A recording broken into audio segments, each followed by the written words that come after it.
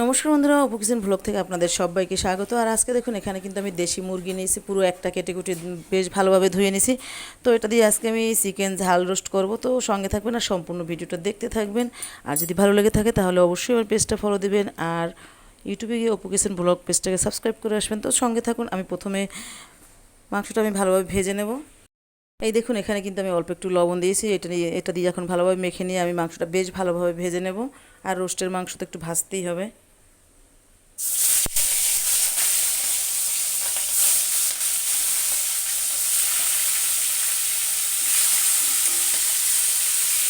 তো এই দেখুন মাংসগুলো কিন্তু ভাজবো এখন আমি। তো মাংসগুলো কিন্তু এরকম আমি উল্টে পাল্টে ভেজে নেব। এই যে, তো এই দেখুন বন্ধুরা, আমি কিন্তু সবগুলো মাংস এই যে ভেজে নিয়েছি। আর এখন ওই তেলের মধ্যেই কিন্তু আমি দিয়ে দেবো এই যে একটা তেজপাতা আর কয়েকটা জিরা। আপনারা জিরাটা না দিলেও হবে, যদি না চান তো দেবেন না, কিন্তু আমি দিয়ে দিলাম। তো বন্ধুরা এখানে কিন্তু দেখুন এই যে জিরাটা কিন্তু পোড়া পোড়া হয়েছে। তো এখন আমি দিয়ে দেবো এখানে টক দই 1 কাপের মতন আমি দিয়ে দিলাম। এখন আমি দিয়ে দেবো এখানে পেঁয়াজ রসুন আদা একসাথে বেটে নিয়েছি, তো এটা দিয়ে দিলাম।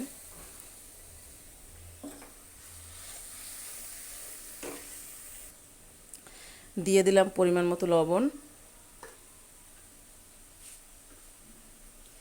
আর দিয়ে দেবো আমি মরিচ গুঁড়ো। এখানে কিন্তু আমি আর কিছুই দেবো না। ঝালটা অবশ্যই আপনাদের পছন্দ অনুযায়ী দেবেন। তো এখন আমি মোটামুটি মশলাটা একটু কষিয়ে নেব।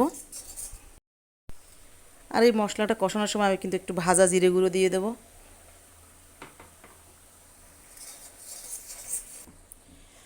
এই যে দেখুন, আর কিন্তু আমি দিয়ে দেবো এই যে রাঁধুনি, এই যে দেখুন আপনারা রোস্টের মশলা, তো এই দিয়ে দেবো আমি এখন।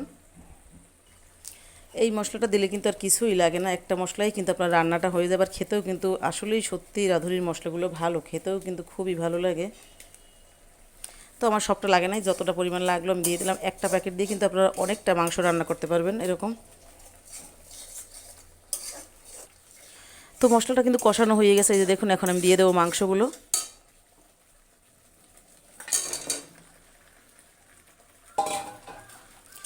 আর এবার আমি মাংসের সাথে আবার বেশ ভালোভাবে মশলা মিশিয়ে নেব।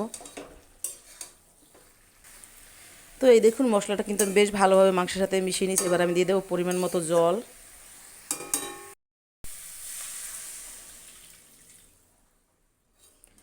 তো দেখুন এখানে কিন্তু আমি আর জল দেবো না। এখন আমি 20 মিনিটের মতো এটা রান্না করে নেব, তাহলেই কিন্তু হয়ে যাবে ঝাল চিকেন রোস্ট।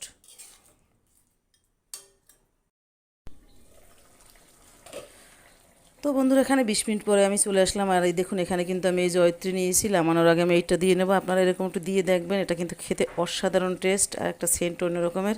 তো এটা আমি 2 মিনিটের মতো রান্না করে নামিয়ে নেবো এখন।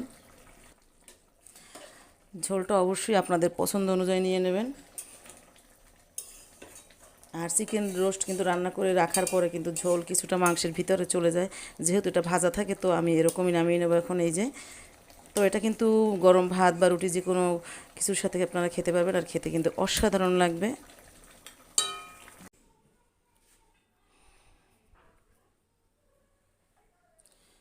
তো বন্ধুরা এই দেখুন আমি কিন্তু নামিয়ে নিয়েছি চিকেনটা। তো এটা কিন্তু দেখতেই দেখুন লাল লাল হয়েছে, আর অবশ্যই এটা কিন্তু একটু ঝাল ঝাল হয়েছে, যেহেতু আমি আজকে ঝাল চিকেন রোস্ট করেছি। তো এরকম একবার হলে আপনারা রান্না করে খেয়ে দেখবেন, একদমই শর্টকাটে রান্না। তো সবাই ভালো থাকবেন, আজকে এই পর্যন্ত, টাটা।